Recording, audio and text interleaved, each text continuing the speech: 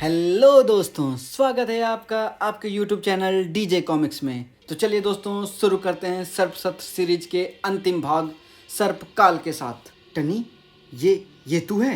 ये कौन है जो तेरा पीछा कर रहे हैं? क्या चाहते हैं ये? इन सब की मौत आई है क्या टनी? अरे आगे देख टनी, आगे। यह एक जाल है, षड्यंत्र है। बच टनी, बच।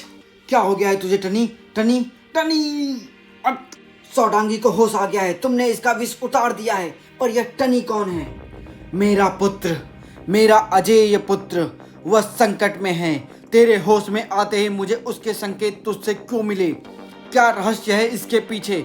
मैं नहीं जानती। मैंने तो उसका कभी जिक्र तक नहीं सुना। भारती बता रही थी कि तुम नागराज की विश्वास पात्र हो, उसके शरीर में रहती हो, और नागराज अभी लापता है। शायद पाताल के सर्प देश में गया है, वहां जहां टनी है।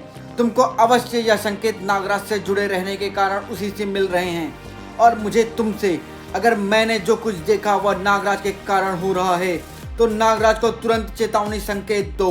अगर उसने मेरे पुत्र टनी का बाल भी बांका किया, तो तुम सारे सर्पों का आ जाएगा सर्पकाल। नागराज का अस्तित्व है भी या नहीं? नागराज खत्म। लाखों का काल आज मेरे जूते के सोल में चिपका हुआ है, और उसकी खुद की सोल यानी आत्मा। कौन? अरे तू बच कैसे गया और विशालकाय भी हो गया? तू मेरी 15वीं शक्ति जैसे विशालकाय तो हो सकता है नागराज, परंतु मेरे पास अन्य शक्तियां भी हैं। जैसे कोई भी घातक यान बना सकते हैं की शक्ति, परंतु मैं तुझको अपनी शक्तियों के प्रयोग की प्रयोगशाला नहीं बनाना चाहता। मुझे बस टनी चाहिए, जिसे तूने किस्मत से बचा लिया है।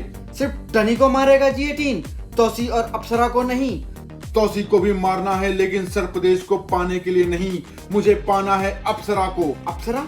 और अप्सरा तब तक मेरी नहीं हो सकती जब तक उसका पुत्र टनी जीवित है। शेर एक शेरनी को पाने के लिए सबसे पहले उसके बच्चे को मारता है। रावण ने भी कभी एक विवाहिता पर कुदृष्टि डाली थी, वंश तक मिट गया था उसका।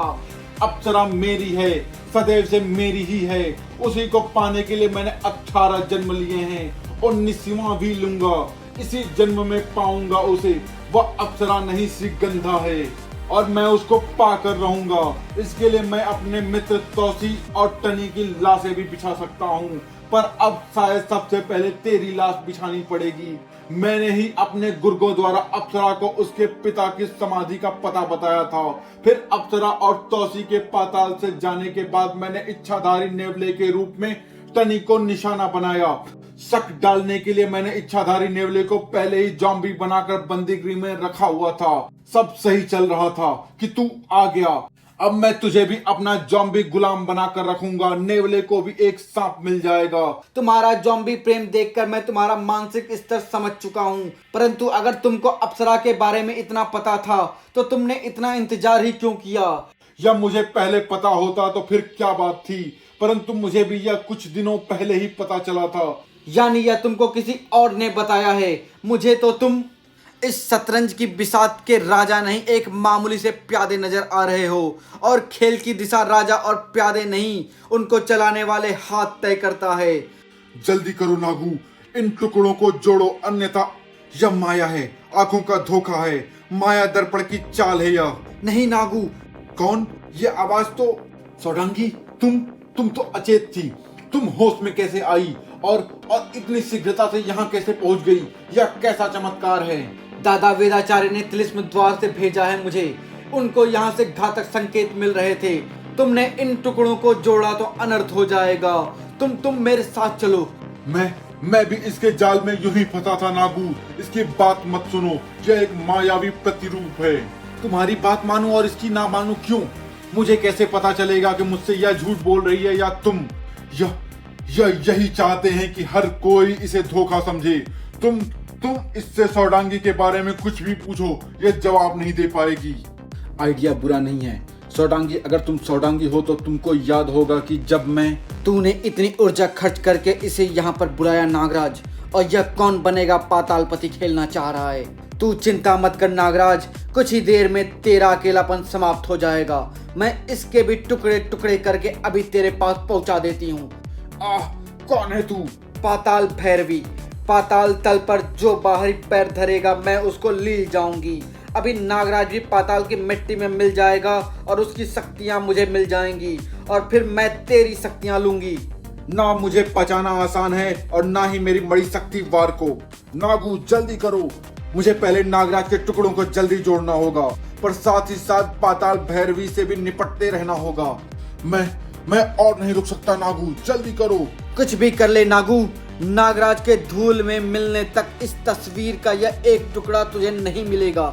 मैं इसे अभी नष्ट कर दूंगी। पर नागू ने भी कमर कसी हुई थी। मैं इस टुकड़े को तुझसे नहीं ले सकता, पर तुझे तो तस्वीर के दूसरे टुकड़ों तक ले जा सकता हूँ। नागराज की तस्वीर उस टुकड़े के जुड़ते ही पूर्ण हो गई और उसके साथ ही पाताल भैरवी एक धमाके के साथ धुएं में बदल गई। धन्यवाद नागू, यह काम तुम्हारे अलावा सिर्फ एक और शख्स कर सकता था। आह, कौन? नागराज। पर नागराज तो नहीं, तुम नागराज नहीं हो सकते। कौन हो तुम? देखो और पहचानो। यह नहीं हो सकता। तुम यह धोखा है। यह रहस्यमयी शख्स ने नागू को उसी तस्वीर में कैद करके टुकड़े टुकड़े कर दिया। तुमसे दोबारा मिलकर खुशी हुई नागू, पर अब हम तीसरी बार नहीं मिलेंगे। विदा। सर्पदेश में फैली अराजकता को रोक सकने वाले वहां थे ही नहीं, एक तौसी और दूसरे नाग बाबा। तौसी के संकेत नहीं मिल रहे हैं, वह किसी समस्या में है। तुम सही थे वेदाचार्य, तौसी को ले जाने वाला तुम्हारा साथी नहीं है। मैं तौसी के साथ जल्द वापस आऊंगा वेदाचार्य। तब तक यह तय होगा कि तुम्हारी आत्मा इसी शरीर में रहेगी अथवा यमलोक में। तब तक तुम इस सर्पबंध में। अरे यह असंभव है, तूने सर्पबंध को निष्क्रिय कैसे किया? बच्चों का खेल था, पर यह वह तिलिस्मी काट है जो शिलादित्य मुझसे सीख नहीं पाया था। तुम शिलादित्य जितना ही जानते हो, इसकी काट तुम नहीं बना पाओगे। और रही तुम्हारे जाने की बात, तो बिना शिलादित्य का पता बताए मैं तुमको तौसी के पीछे तो क्या यमलोक भी नहीं जाने दूंगा नाग बाबा। पिछले अनेक वर्षों में तुमने मुझे ऐसा पहला सूत्र दिया है जो मुझे मेरे पुत्र तक पहुंचा सके। बुढ़ापे ने तुम्हारी बुद्धि हर ली है वेदाचार्य। मैं ना किसी शिलादित्य को जानता हूँ और ना ही कभी उससे मिला हूँ। याद कर, तो फिर ऐसा कोई और है जिसने शिलादित्य के रहस्य तुझे दिए हैं। याद कर कि वह कौन है। मैं तेरी सठता का इलाज कर सकता हूँ, परंतु मुझे शीघ्रातिशीघ्र तौसी तक पहुँचना है। मेरे पास भी तेरी सठता का उपचार है। तिलिस्म रूपा, यह तो मेरा प्रतिरूप है। मात्र तिलिस्मी त्वचा यह सिर्फ एक खोल है। पूरे शरीर के स्नायु तंत्र मस्तिष्क से शुरू होकर त्वचा पर खत्म होते हैं। यह सभी आपस में जुड़े रहते हैं।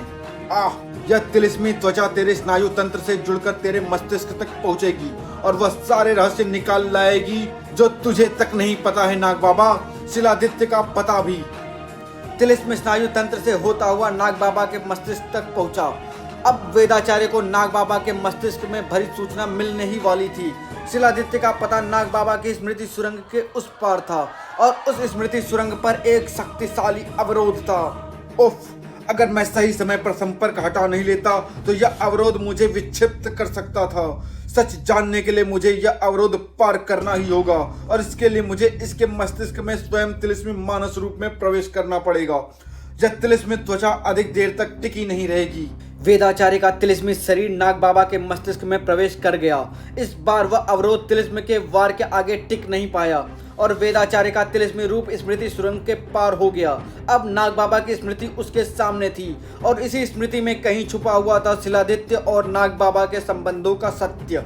कोई पथ के बीच में गिरा हुआ है, घायल मृत्यु के समीप। कौन है यह? शिलादित्य। जो तो घायल नाग बाबा है, पर नाग बाबा तो जीवित है। यह अपनी ही स्मृति में मृत कैसे हो सकता है? आसपास तो और कुछ भी नहीं है। इस रहस्य को सुलझाने मुझे इसकी इस स्मृति से आगे जाना होगा, क्योंकि आगे प्रतिबंध है।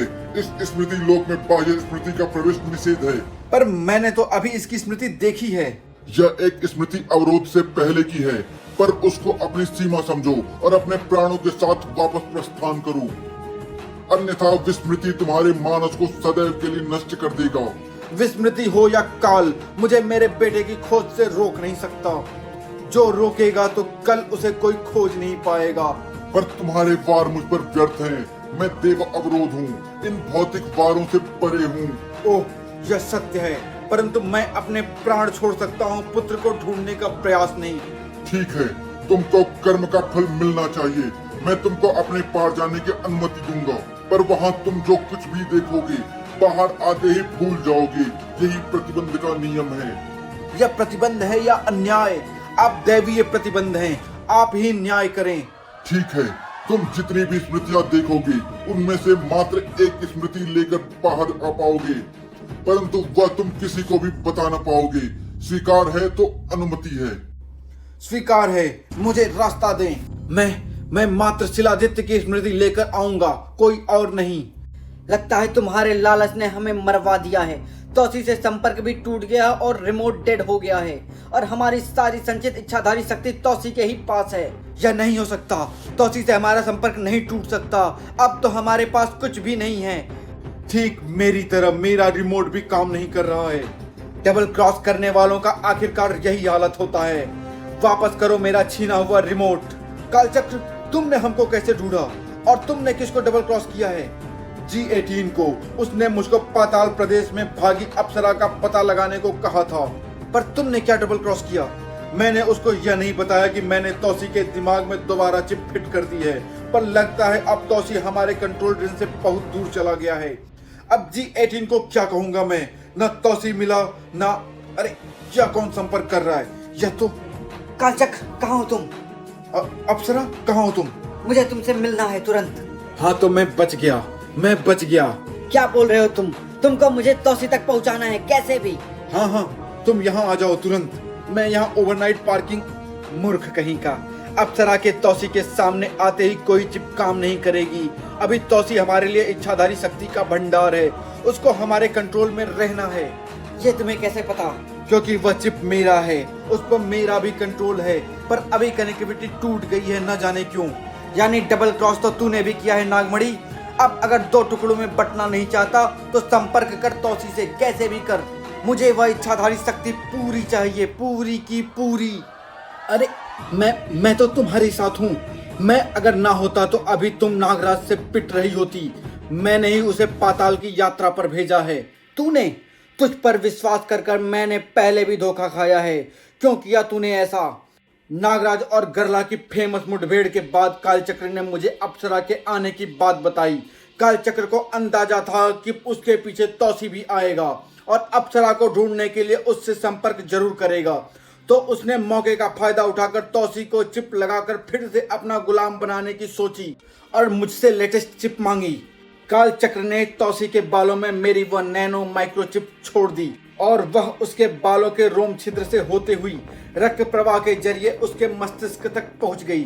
अब कालचक्र समझ रहा था कि तोसी उसके वश में था, पर तोसी वास्तव में मेरे वश में था।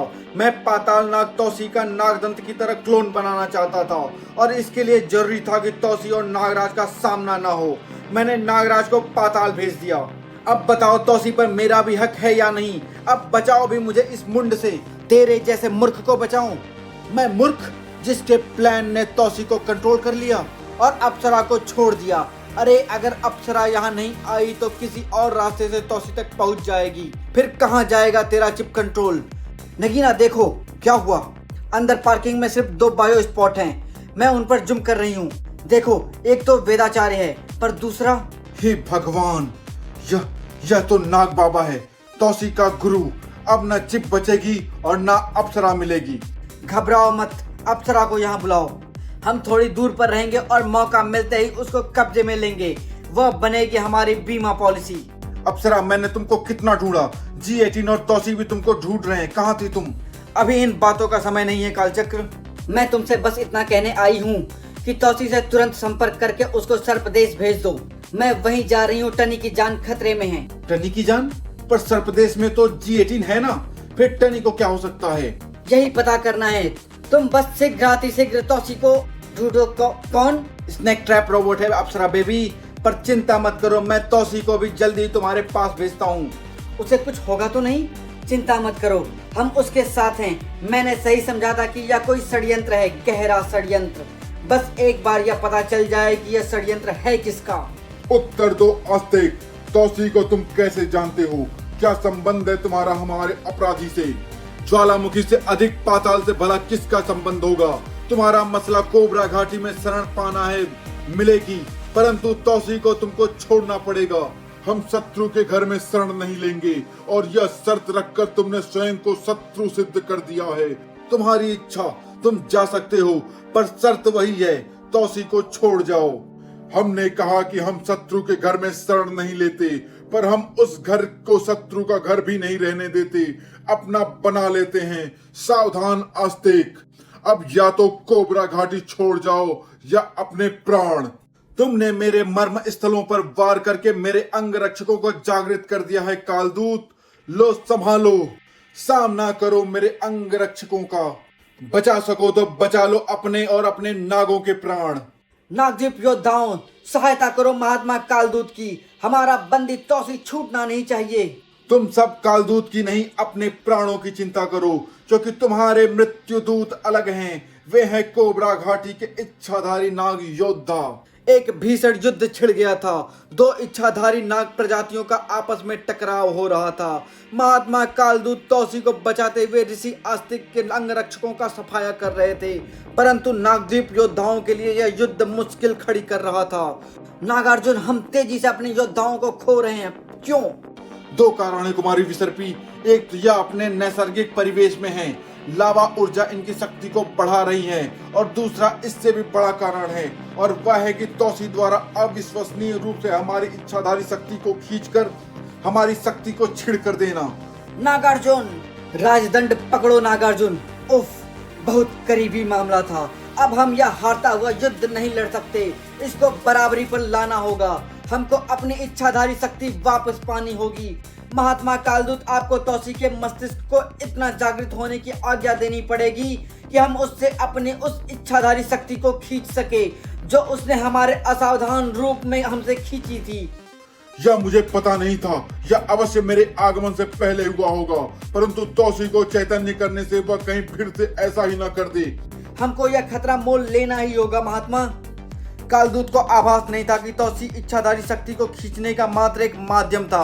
असली खलनायक थी तौसी के दिमाग में पेवस्त नागमणि की नैनो चिप। एक मिनट, तौसी की ब्रेन एक्टिविटी दिख रही है, वह होश में आ रहा है, पर कनेक्टिविटी बहुत खराब है। हमें तौसी के और करीब पहुंचना होगा। मुझे विस्मृति ने अपने पार जाने की अनुमति तो दे दी है, परंतु एक ही स्मृति लेकर आने की शर्त भी रख दी है। मैं भी मात्र शिलादित्य की स्मृति लेकर ही वापस आऊंगा, परंतु शिलादित्य की स्मृति इसके मस्तिष्क में न जाने कितनी घटनाओं की परतों के नीचे दबी हुई होगी। अब मेरे पास ज्यादा समय नहीं है। इससे पहले कि तिलिस्मी त्वचा का प्रभाव समाप्त हो, मुझे शिलादित्य के बारे में कोई ना कोई जानकारी हासिल कर लेनी है। ओह, साक्षात यम का रूप थी वह आकृति। कभी ना भयभीत होने वाले वेदाचारी का हृदय भी पल भर के लिए कांप गया। वह कहाँ है? बोल नाग बाबा। तो तू इतने वर्षों से इसी पल की प्रतीक्षा कर रहा था तालिका? और क्या करता? मेरी मृत्यु तो बुलाने पर ही आएगी। तुझे पहले छेड़ने का अर्थ मृत्यु को बुलाना ही होता। इसलिए तूने उस पल की प्रतीक्षा की जब सैकड़ों वर्षों आयु वाले इच्छाधारी सर्प 100 वर्षों में एक बार अपने केचुली बदलता है और अति निर्बल होता है। आधा सही, बाकी आधा सही क्या है? उस मेरे काल अग्नि भ्रूण के विकसित चरण में पहुंचने का समय भी आ गया है। उसे ही लेने आया हूं मैं। कहाँ है वह? उसे दे दे और अपने प्राण बचा ले। वह तेरा नहीं है, महादेव के त्रिनेत्र के अग्नि का अंश है, तेरा संहारक है। महादेव के क्षमादान के बाद भी तू महादेव की अग्नि से अभी बचा नहीं है। तेरा अंत महादेव की अग्नि से नहीं तो उनके अग्नि भ्रूण से होगा तालिका। तेरी मृत्यु अवश्यम भी है। बचने का रास्ता है ना? अगर मैं भ्रूण तक नहीं पहुंच सकता तो उस कोख को ही मार दूंगा जो वह भ्रूण विकसित कर रही है, और वह कोख तू है नाग बाबा। तुझे मार दिया तो वह अग्निपुंज अस्तित्व में कभी आ भी नहीं पाएगा। मैं रहूं या ना रहूं, पर वह आएगा, इस जगत में आएगा तेरे अंत के लिए। जैसे मेरे पास अस्त्र शक्ति नहीं थी, पर तूने अस्त्र देकर शक्ति दे दी है मुझे अपने अंत के लिए। इस समय मैं तेरा सामना नहीं कर सकता तालिका। अभी मेरी शक्ति आने में आधी घड़ी शेष है। तू भागकर वह आधी घड़ी मुझसे छुपकर थोड़ा और जीना चाहता है नाग बाबा? ऐसी दया की अपेक्षा मुझसे कैसे कर ली तूने?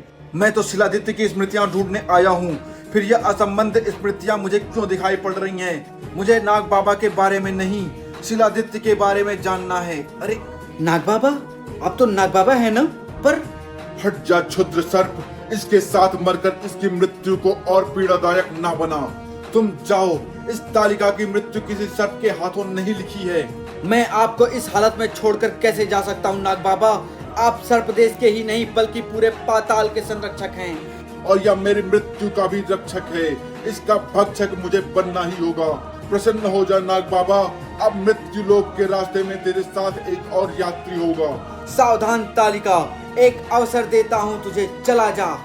यह वार तुमने कैसे किया? कौन हो तुम? शिलाजित, पर यह नाग कैसे? तू कुछ अलग है, पर तू मुझे रोक नहीं पाएगा। अब पहले तू मरेगा और फिर नाग बाबा। दोनों तरफ से घातक अस्त्र चले और दोनों ने ही अपना काम कर दिया। तूने तालिका को कैसे मारा? उसको तो वरदान है कि कोई नाग उससे जीत नहीं सकता। यह मुझे नहीं पता, पर आपने यह क्या किया नाग बाबा? वह अस्त्र मेरे लिए था, आपने क्यों बचाया मुझे? इस अवस्था में मुझे मारने के लिए उसका पहला वार ही पर्याप्त था। मैं अगर जीवित भी रहता तो कुछ ही दिनों के लिए, परंतु तालिका को मृत मत समझना। वह मात्र धुआं बना है, मृत नहीं हुआ है। परंतु आपके बिना यह लोक तो पूरा ही नष्ट हो जाएगा नाग बाबा। अगर तू मेरा सत्य समझता है तो अपना सत्य भी मुझसे छुपा नहीं सकता। तू समझ गया है कि पाताल लोक की पूरी सृष्टि तिलिस्मी है। हवा, सागर, पर्वत, आकाश सब तिलिस्मी ऊर्जा से चल रहे हैं, जिसको मैं संचालित कर रहा हूँ। अपना वास्तविक रूप दिखाओ। शिलादित्य, समझा, इसलिए मैं यह स्मृति देख रहा था। परंतु यह यहाँ पर पहुंचा कैसे? नाग बाबा बचा कैसे? यह मुझे रुक कर देखना ही होगा। तुम तो एक मानव हो, तिलिस्मी शक्ति से युक्त, इसलिए तुम्हारा वार तालिका पर प्रभावी था। परंतु सर्प देश में तुम आए कैसे और यहाँ नागों के बीच में रह कैसे रहे हो? मेरा नाम शिलादित्य है। मैं प्राण त्याग की इच्छा से धरती की एक गहरी खाई में कूदा तो था, पर गिरता गिरता न जाने कैसे इस स्थान पर आ गया। इस स्थान पर पहुंचते ही मुझे तिलिस्मी ऊर्जा का आभास हुआ और मुझे लगा कि ईश्वर ने मुझे अपनी भूल के सुधार का अवसर दिया है। कैसी भूल सुधार? मैं अपने पिता द्वारा सिखाई गई इसी विद्या का तिरस्कार करके उनसे विमुख हो गया था, जिसका परिणाम मुझे प्राण त्याग कर भुगतना था। परंतु फिर मैंने तिलिस्मी शक्तियों से ही अपने लिए छद्म रूप गढ़ा और सर्प देश की परंपराओं से एकाकार होने के लिए एक सर्प कन्या से विवाह भी किया। अब मैं आपकी भांति तिलिस्मी शक्तियों का साधक होने के साथ साथ सर्प देश का ही एक निवासी भी हूँ, और अब तो मैं एक कन्या का पिता भी हूँ। परंतु तुम अपने पिता के पास वापस क्यों नहीं गए? क्योंकि मेरे जीवित होने का प्रमाण पाते ही एक दुष्ट शक्ति उनके सहित मेरे पूरे परिवार को घातक क्षति पहुंचा सकती थी। परंतु ऐसा करने से सब शांति है। शांति नहीं है, भूलोक पर होगी, परंतु पाताल के सर्पदेश में नहीं है। पाताल लोक में मात्र विष सागर ही वास्तविकता है, और इस कारण पृथ्वी लोक की सलामती के लिए इसके केंद्र में नाग जाति का वास अत्यंत आवश्यक है। यह पृथ्वी के स्नायु तंत्र के पहरेदार हैं, और इनको यहाँ पर बसाए रखने के लिए तिलिस्मी दुनिया आवश्यक है। तिलिस्मी दुनिया की अनुपस्थिति में सर्प यहाँ से पलायन कर जाएंगे। तब तो आपका जीवित रहना अत्यंत आवश्यक है नाग बाबा। मैं आपको बचाने के लिए जो भी कर सकता हूँ करूँगा। नाग बाबा को जीवित रखने के लिए अपनी बलि भी दे दोगे क्या? दूंगा। जिस जगत ने मुझे अपनाया है उससे विश्वासघात नहीं करूँगा। आप चमत्कारी हैं, मेरे प्राण अपने में विस्थापित कर लीजिए। यही करूँगा, पर विपरीत रूप में अपने प्राण तुझ में स्थापित करूँगा। मेरा यह वृद्ध शरीर अब किसी काम का नहीं है। तुझे अवश्य महादेव ने ही इस समय यहाँ पर भेजा है। तुझे नाग बाबा बनना होगा। बनेगा? बनूंगा नाग बाबा। परंतु नाग बाबा बनते ही तू अपने पुरानी सभी स्मृतियां भूल जाएगा। फिर मेरी स्मृति ही तेरी स्मृति होगी। स्वीकार है? सब भूल जाऊंगा मैं, अपनी प्यारी बेटी अप्सरा को भी। पर मैं ना माना तो न सर्पदेश रहेगा, ना मैं, ना अप्सरा। स्वीकार है मुझे नाग बाबा। अप्सरा मेरी पोती है वह। तभी मेरे भवन के तिलिस्म ने उसको रोका नहीं था। पर मुझे तौसी को बचाना है। वही तालिका का काल भी है और पाताल लोक की तिलिस्मी सृष्टि का रक्षक भी है। वेदाचार्य के मानस रूप के देखते देखते ही नाग बाबा का रूप शिलादित्य में समा चुका था और नाग बाबा के शरीर के स्थान पर मात्र राख का ढेर बचा था।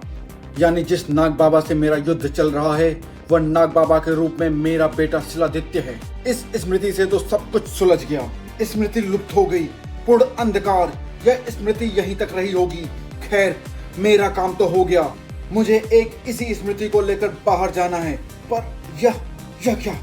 इस अंधकार को पार करता हुआ कुछ और मेरे पास आ रहा है, और यह नहीं हो सकता, यह असंभव है। यह नई स्मृति तो अब मुझे यह नई स्मृति लेकर जाना होगा, पर तब मैं शिलादित्य और अप्सरा को भूल जाऊंगा। अब मेरे सामने भी शिलादित्य वाली दुविधा है। अगर मैं इस स्मृति को भूल जाऊं तो फिर न भूलोक बचेगा, न पाताल, न शिलादित्य और न अप्सरा। परंतु अगर मैं वह स्मृति भूल गया तो मैं नाग बाबा से लड़ता रहूंगा और शायद तौसी के प्राण भी ले लूं और अपने हाथों से ही अपनी पोती को विधवा कर दूं। परंतु कोई न कोई निर्णय तो लेना था और शीघ्र लेना था। विसर्पी, इस बंदी तौसी को जागृत किया तो इसकी शक्तियां आस्तिक से मिलकर प्राणघातक हो जाएंगी।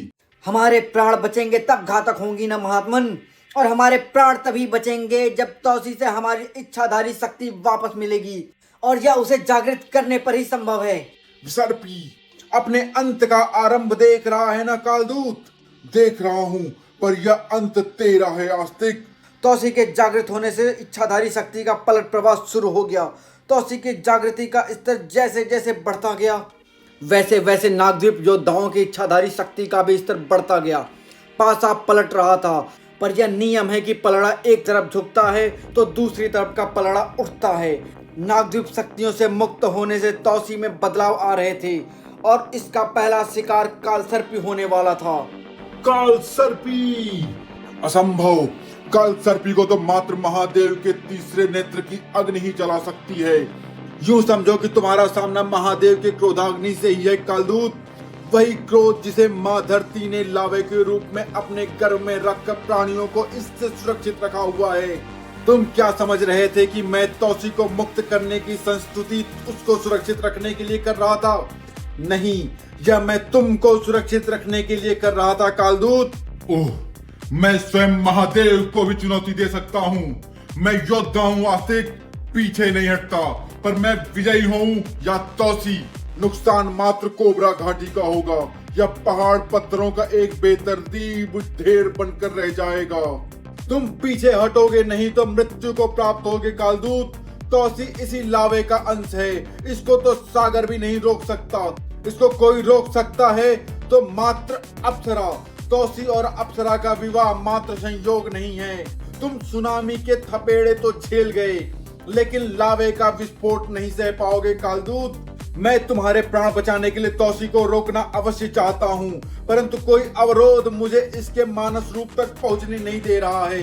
उसकी चिंता तुम मत करो। अब किसी को इसके मानस तक पहुँचने की आवश्यकता ही नहीं पड़ेगी। इसको मैं अब बंदी नहीं बनाऊंगा, सीधा दंड दूंगा, और अभी दूंगा मृत्यु दंड। यह देवता भी नहीं जानते थे कि कालदूत अगर अपनी पर उतर आए तो मृत्यु भी थर थर कांपती है। इस सृष्टि में कुछ ही प्राणी ऐसे थे जो क्रोधित कालदूत के वेग को थाम सके, और तौसी अग्निधारक होने के बावजूद भी उन प्राणियों में से एक नहीं था। तौसी के अंत के साथ साथ इस युद्ध का अंत भी निकट आ रहा था, पर एक चीज और एकदम निकट आ रही थी, और वह थी लावा। तौसी की लावे से निकटता, लावे से बदलाव आ रही थी। यह क्या? एकाएक मेरा दम घुट रहा है, क्यों? मुझे भी सांस लेने में असुविधा हो रही है, पर हमें नहीं, हम इसके अभ्यस्त हैं। परंतु यह है क्या? ज्वालामुखी की जहरीली वाष्प। वैसे तो यह संतुलित मात्रा में निकलती रहती है, पर तौसी ने इसका स्तर 1000 गुना बढ़ा दिया है। अब यह कहना कठिन है कि पहले कोबरा घाटी के सर्प योद्धा तुमको चीर डालेंगे, अथवा जहरीली वाष्प तुम्हारी आखिरी सांस भी तुमको लेने नहीं देगी। कई हथियार एक साथ कई गर्दनों पर गिरने वाले थे। दहकती आग के विध्वंसक गोले कालदूत के तीनों शरीरों को पहले चीथड़े करने और फिर खाक करने के लिए बढ़ चुके थे। युद्ध की इस पलटती बाजी ने नागद्वीप योद्धाओं को चकित होने का अवसर तक नहीं दिया था, शायद इसलिए क्योंकि वह अवसर अब आया था। यह क्या? मेरे अग्नि व्यासों को रास्ते से हटा सकने की शक्ति किस में है? शायद उसी में जिसमें शत्रु के हाथों से शस्त्रों को छीन लेने की भी शक्ति थी, और कोबरा घाटी योद्धाओं को बिना हाथ लगाए परास्त करने की भी शक्ति थी। बाजी कुछ ही पलों में पलट गई थी, क्योंकि नागद्वीप का एक योद्धा बढ़ गया था। नागराज आ गया था। नागराज? नागराज? नागराज, वह भी लावे के रास्ते से आ रहा है। असंभव, यह तो मात्र तुम कर सकते हो तौसी। ऐसा नागराज कैसे कर पा रहा है? तौसी, तौसी, यहाँ पर है तौसी, अर्थात मैं सही जगह पर आया हूँ। अब तौसी यहाँ नहीं दिखेगा, बल्कि कहीं नहीं दिखेगा। तू आया नहीं है, बल्कि बुलाया गया है नागराज। तेरी मृत्यु ने नर्क का दरवाजा खटखटाया है। नागद्वीप योद्धा विषाक्त वाष्प से पहले ही धराशायी हो चुके थे और नागराज के सर्पों के सटीक मर्मस्थल वारों ने कोबरा घाटी के नाग योद्धाओं को अचेतावस्था में पहुंचा दिया था।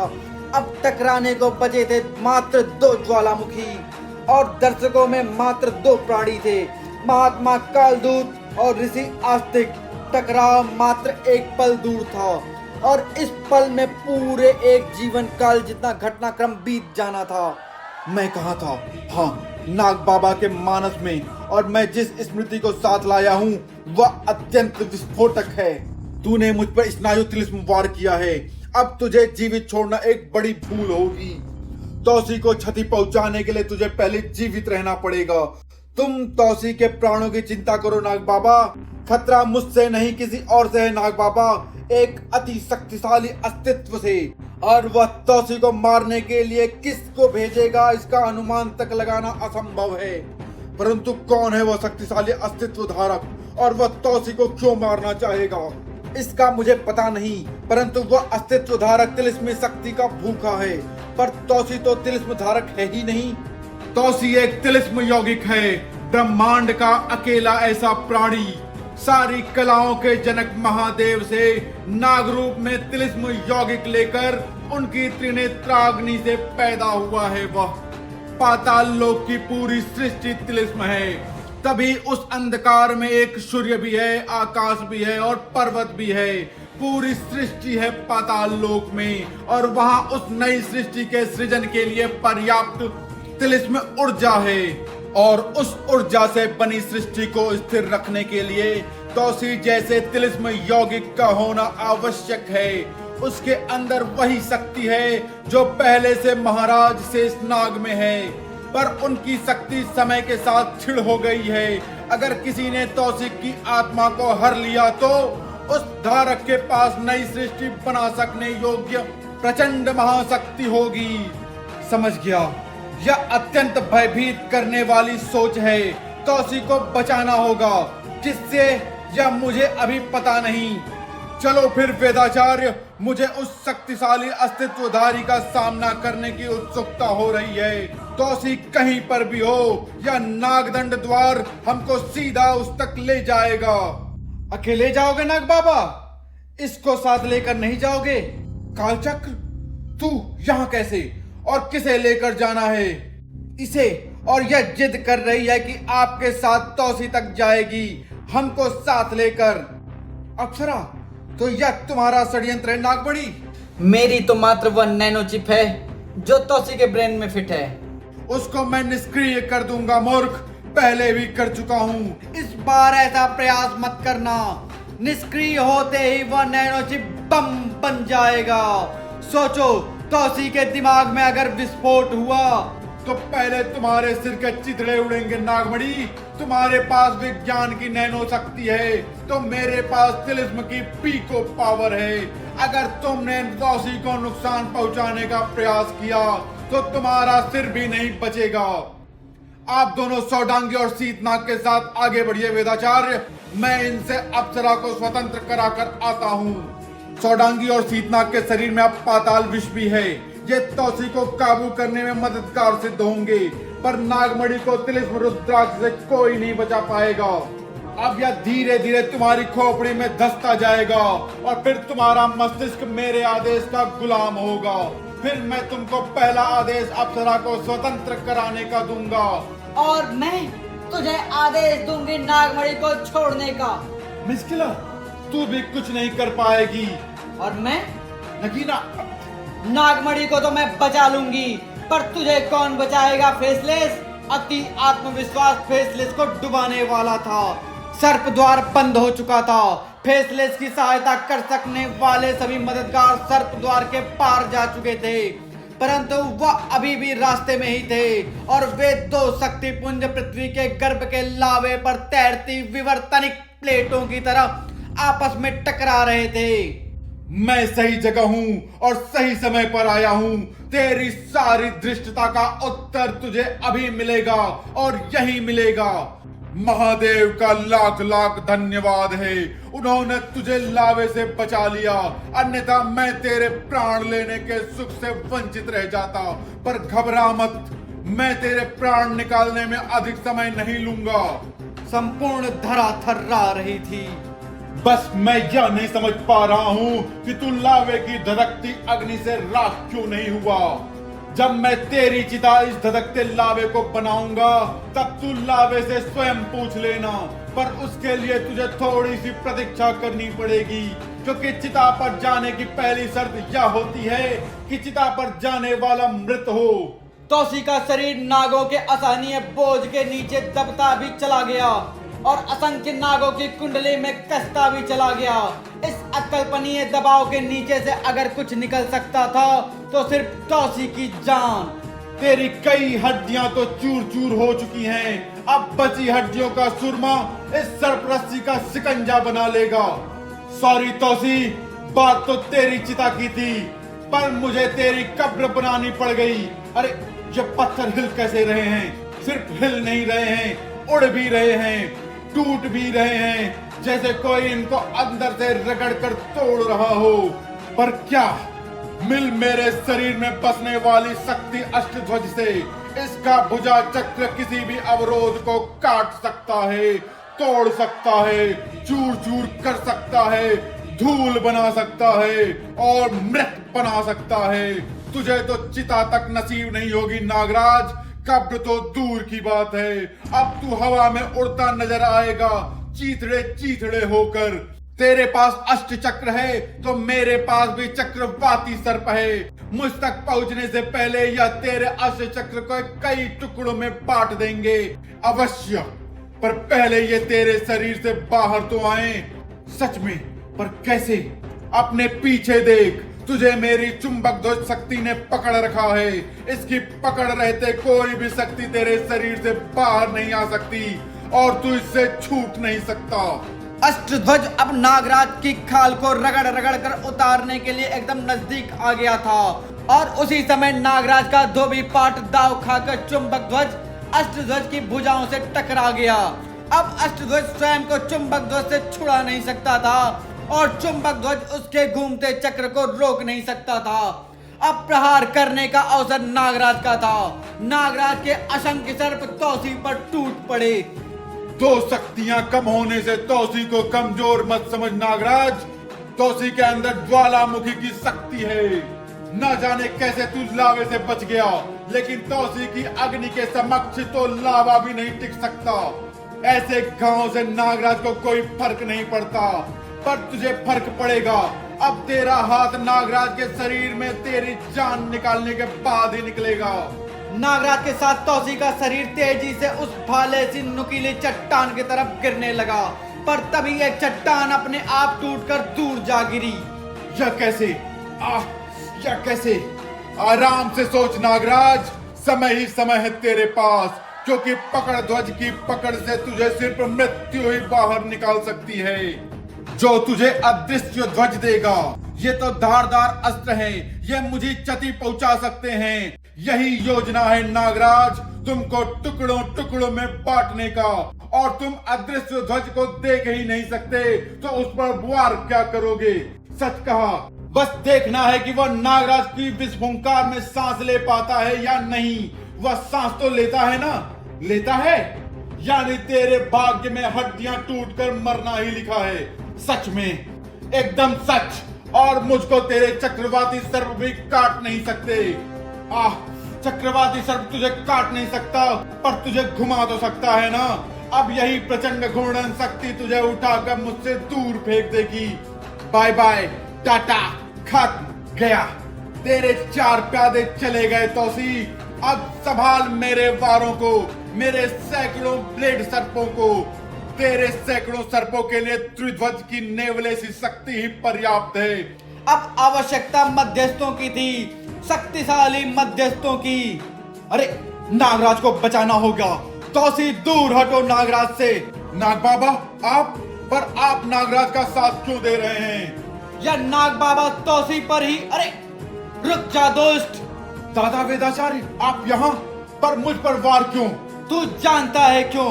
अगर जान गए ही हो वेदाचार्य तो जानते भी दो। वेदाचार्य इस वार के लिए सतर्क थे, परंतु नाग बाबा नहीं थे। अरे कायर, नागराज ने मुझसे डरकर नाग बाबा पर वार किया है। नाग बाबा, यह नागवार नहीं तांत्रिक वार है तौसी। कुछ गड़बड़ लगती है। नाग बाबा को तुरंत कोबरा घाटी ले जाकर औषधि देनी होगी, अन्यथा इनके प्राण नहीं बचेंगे। इनकी हालत बिगड़ रही है। जो करना है जल्दी करना होगा। मेरा सिर्फ खून ही नहीं, पूरा शरीर खौल रहा है। भयंकर मौत दूंगा नागराज को। नहीं, नागराज के अंदर अब कोई और शक्ति है। अब नागराज और नागद्वीप के सर्प आतताई युद्ध से मारे नहीं जा सकते। अब एक ही रास्ता है, अंतिम रास्ता है, सर्प सत्र। सर्प सत्र अर्थात सर्प सत्र एक सिद्ध यज्ञ है। इसमें जिस नाग का आवाहन किया जाएगा उसको अग्नि कुंड में गिरकर भस्म होना ही पड़ेगा। यह महाभारत काल में हुआ था और अब इस सृष्टि में यह दूसरी बार होगा। यज्ञ की तैयारी करो अनुचरों। आज का सर्प सत्र इन नागों के लिए सर्प काल बन जाएगा। मैं तो मात्र तौसी से मिलने आया था, पर तूने मुझे तुझको भी नष्ट करने पर विवश कर दिया है। मैं नष्ट करने के लिए कोई वस्तु या भवन नहीं हूँ। तिलिस्म ज्ञाता वेदाचार्य हूँ और मेरे रहते तू किसी भी माध्यम से इस लोक में वापस नहीं आ सकता। फिर चाहे उसके लिए मुझे नागराज की बलि ही क्यों न लेनी पड़ी। तंत्रता, तेरी झलक मुझे नाग बाबा की स्मृति में मिल गई थी, पर तू नागराज के शरीर में घुस कैसे पाया, यह रहस्य मुझे जानना है। तू तो बस एक प्यादा है G18, तेरे पीछे कोई और है। मैं प्यादा कभी नहीं था, मैं हमेशा से राजा था। बस कमी थी तो एक रानी की, जिसके लिए मैंने एक तो नहीं बल्कि 18 जन्म लिए। अब तुमको जन्म मरण के इस चक्र से मुक्ति मिलने वाली है G18। नागू, तुम यहाँ? तू कौन है? मैं वही हूँ जिसे नागराज समझकर तुमने माया दर्पण में कैद किया था, पर मैं तेरे होशो हवास को आजाद करने वाला हूँ। तुमने तो इसको बहुत आसानी से परास्त कर दिया नागू, पर तुम यहाँ आए कैसे? तुमको ही ढूंढते हुए आया था। मैं इससे पहले लड़कर इसकी कमजोरियां जान गया था, इसलिए इसको चुटकियों में निपटा दिया। अब मुझे अपने शरीर में प्रवेश करने की अनुमति दो। अब हमको शीघ्र सतह पर पहुंचना है। वहां तौसी ने प्रलय ढा रखी है। या तुमको कैसे पता नागू? यह सब बाद में बताऊंगा। हम लावा नदी से जाएंगे। मेरी मणि शक्ति तुमको सुरक्षित रखेगी। मणि शक्ति? पर तुम मणि सहित मेरे शरीर में प्रवेश कैसे कर गए नागू? अभी तौसी पर ध्यान लगाओ नागराज, बाद में मुझसे पूरा किस्सा सुन लेना। ठीक है नागू, लावे से मेरा सिर भारी सा लग रहा है, पर तौसी मुझसे नहीं बचेगा। क्योंकि अब मैं नागराज पर काफी हद तक नियंत्रण पा चुका हूँ। अब मुझे तिलिस्म शक्ति के लिए तौसी की आत्मा चाहिए। उसकी तिलिस्म शक्ति मेरा तंत्र और नागराज का शरीर। इससे अधिक मुझे और क्या चाहिए? नागराज के मुख से यह कौन बोल रहा है वेदाचार्य? तंत्र ज्ञाता तंत्रता। नागराज ने इसको तंत्रगढ़ के मायावी चित्र में कैद किया था, परंतु यह चित्र गिरते गिरते अवश्य पाताल तक जा पहुंचा होगा और अब यह नागराज के जरिए तौसी को मारना चाहता है। पहले यह वही शक्तियां मेरे बेटे शिलादित्य से पाना चाहता था, अब यह मौत पाएगा।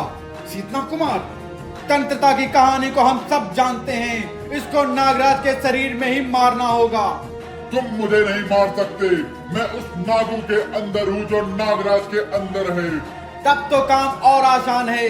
शीत के कारण नागराज सुप्तावस्था में चला जाएगा और तब हम तुमको नष्ट करने का उपाय ढूंढ लेंगे।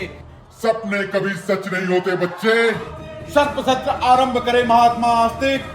बस अब सबसे पहले इस सर्प सत्र में नागराज की आहुति डालिए। यह संभव नहीं है तौसी, शुरुआत छोटे सर्पों से करनी होगी। नागराज और कालदूत जैसे सर्पों की बलि पूर्णाहुति पर दी जाती है। इस बचकानी कैद से तू मुझे रोकेगा शीतनाग? उस शक्ति को जो लावे को बादल बनाकर अग्नि सर्पों की बारिश करा सकता है।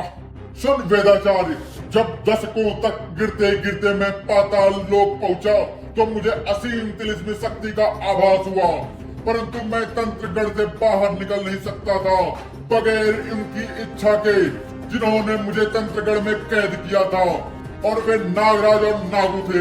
नागराज पर वश पाना मुश्किल हो सकता था, इसलिए मैंने नागू पर ध्यान केंद्रित किया और तब हुई मेरी योजना की शुरुआत मैंने G18 से की।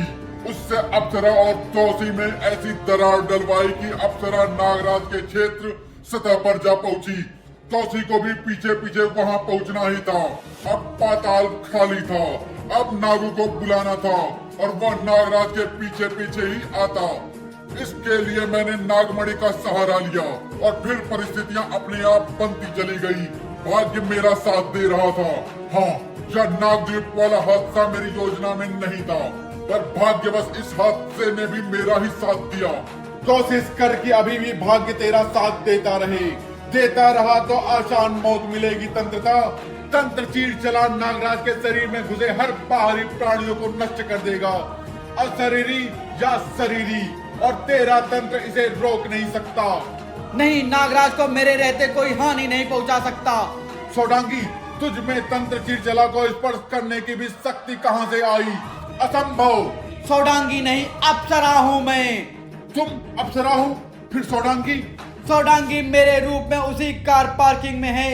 यह भारती का नागमणि को पकड़ने का प्लान था, पर मेरे रहते नागराज को कोई नुकसान नहीं पहुंचा सकता, बाहर से या अंदर से। अरे यह क्या? कौन सर्पों को खींच रहा है? उधर देखिए, कोबरा घाटी में से धुआं बाहर आ रहा है। यह सर्पसत्र हवन का धुआं है। आस्तिक युद्ध में जीत नहीं पाया तो अब वह यज्ञ कर रहा है, सर्पों को भस्म करने का यज्ञ। इसमें जिस सर्प का नाम की आहुति पड़ेगी वह अपने आप खिंचकर हवन कुंड में जा गिरेगा, पर मैं नागद्वीप योद्धाओं को भस्म नहीं होने दूंगा। यह क्या? मैं गलत आवाहन कर ही नहीं सकता। फिर सर्प हवन कुंड तक आ क्यों नहीं रहे हैं? अगर ऐसा ही होता रहा तो कुंड की अग्नि बुझ जाएगी। महात्मा कालदूत ने कोबरा घाटी का प्रवेश द्वार रोक रखा है, सर्प पार नहीं आ पा रहे हैं। अद्भुत है, यज्ञ बल से दो हाथ मात्र कालदूत ही कर सकते हैं, परंतु मुझे डर है कि अगर ऐसा कुछ पल और रहा तो कोबरा घाटी की मोटी शिलाएं ढह जाएंगी। आपकी जीवा पर मां सरस्वती विराज रही है मुनिवर। ओह, इस व्यवधान ने यज्ञ की शक्ति छिड़ कर दी है। हवी डालते रहिए मुनि आस्तिक, मैं कालदूत को रोकता हूँ। रोकनी तो मुझे तेरी सांसें हैं तौसी, अपने और तेरी आत्मा के बीच खड़े तेरे शरीर को हटाना है।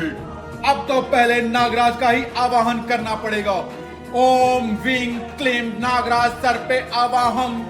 नागराज के नाग खींचने लगे।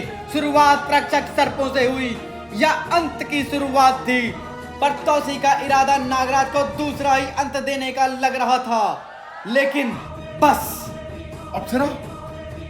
अप्सरा, आखिर नागराज के साथियों को तुमको स्वतंत्र करना ही पड़ा। मैं कभी उनकी कैदी थी ही नहीं। तुम इतने दिनों बाद मुझसे मिली हो, न जाने क्यों क्रुद्ध होकर चली गई थी, और आज मिली भी हो तो इतना शुष्क व्यवहार कर रही हो, क्यों? यह बातें हम बाद में करेंगे, अभी तुम नागराज से दूर हटो। यह तुम क्या कह रही हो? तुम इसे बचाना क्यों चाहती हो? क्या यह सचमुच?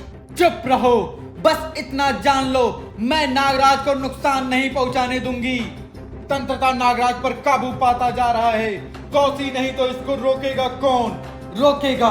रोक रहा है, इसलिए मैं नागराज को क्षति पहुंचाने नहीं दे सकती। कौन रोक रहा है अप्सरा? स्पष्ट संकेत आ रहे हैं मुझ तक। नागराज के शरीर के अंदर एक महाबली योद्धा तंत्रता से लड़ रहा है। कौन?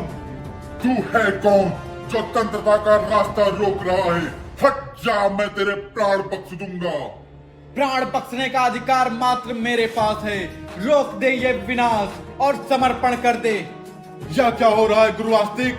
आवाहन के बावजूद भी नागराज के सर्प आ क्यों नहीं रहे हैं? मुझसे ही त्रुटि हुई है। नागराज नाग मानव नहीं, मानव नाग है। उस पर सर्प सत्र के मंत्र निष्फल हैं। फिर तो उसे मुझे ही रोकना होगा। तौसी, मैंने तुमको अपने पिता के लिए क्षमा कर दिया है। परंतु नागराज को अगर क्षति पहुंचाने की सोचोगे तो तुमको अप्सरा से टकराना होगा। क्यों अप्सरा, क्यों? क्या लगता है नागराज तुम्हारा? मैं तुम्हारा पति हूँ, तुम्हारी संतान का पिता हूँ। नागराज भी मेरे संतान का पिता है, वह धर्म पिता है, रक्षा कर रहा है वो हमारी संतान का। नागराज ने टनी को अपने शरीर के अंदर सुरक्षा दी है। टनी रोक रहा है नागू के शरीर में मौजूद तंत्रता को और इस भीषण टकराव की पीड़ा झेल रहा है नागराज।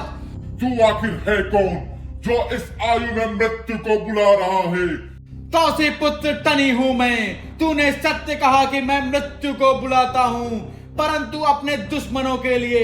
अब रास्ते से तू हटेगा, मैं नहीं। वाह ईश्वर, मुझे पता ही नहीं था कि तू भी मेरे साथ है।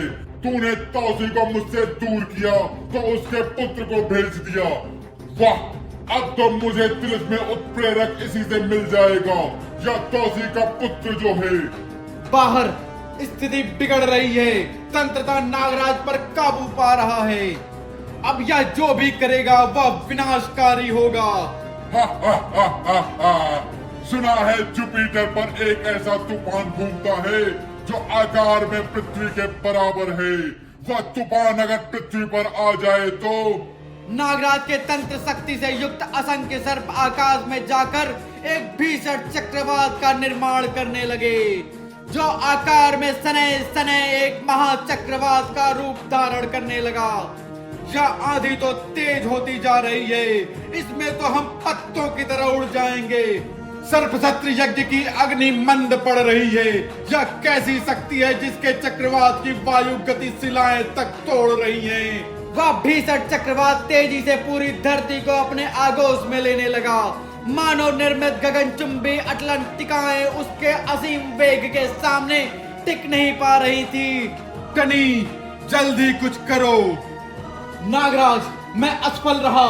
मैं इसके तंत्र को रोकता हूँ, समेटता हूँ, पर यह फिर से बिखर जाता है। मेरे पास इसको बंदी बनाने का कोई साधन भी नहीं है। नागू की मणि शक्ति तंत्रता के बल को कई गुना बढ़ाती जा रही है। अरे टनी, ध्यान से सुनो, एक तरीका है, हमें दूसरा अवसर नहीं मिलेगा। और फिर सब शांत हो रहा है, अर्थात नागराज ने तंत्रता पर काबू पा लिया। पर कैसे?